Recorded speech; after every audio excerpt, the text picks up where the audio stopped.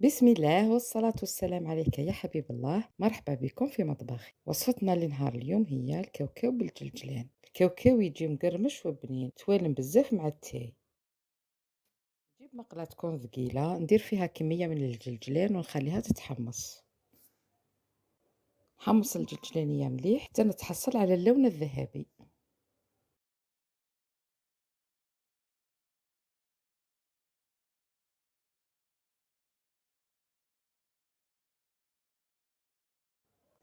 هاي لهنا راهي تقلات، نحطها في إناء ونخليها تبرد. في نفس المقلاة ندير نص كيلو سكر مع ربع كيلو ماء.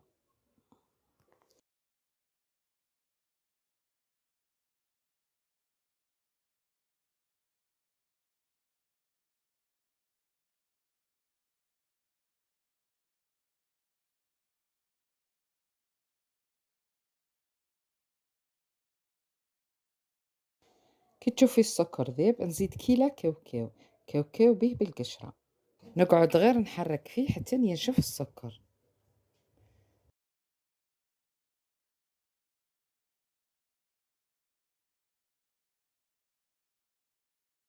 السكر لهنا راهو بدا ينشف.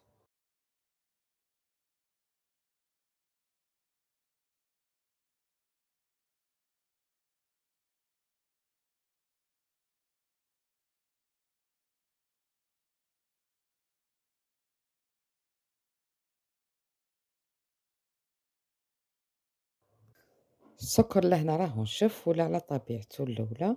دوك نقعد غير نحرك فيه ونخليه يعاود يزيد يذوب للمرة الثانية،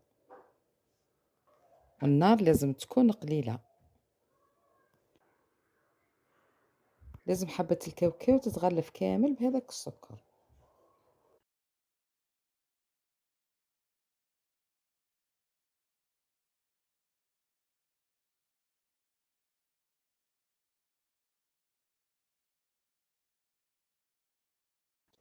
نحي الكاوكاو وهو سخون، نفرغه مباشرة فوق الجلجلانية ونقعد نحرك بهذه الطريقة.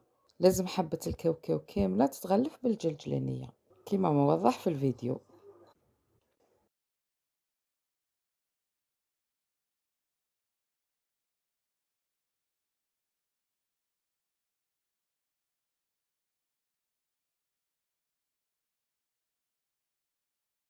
بعد ما الكاوكاو كامل يتغلف بالجلجلانية نفرغه في طبسي يكون كبير ونوزعه هكذا ونخليه يبرد.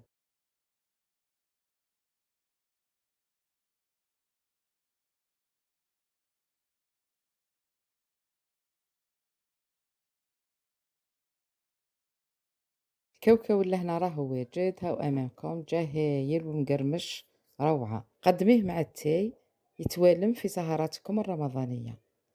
نتمنى الوصفة نالت اعجابكم. دمتم في رعاية الله وحفظه، والسلام عليكم.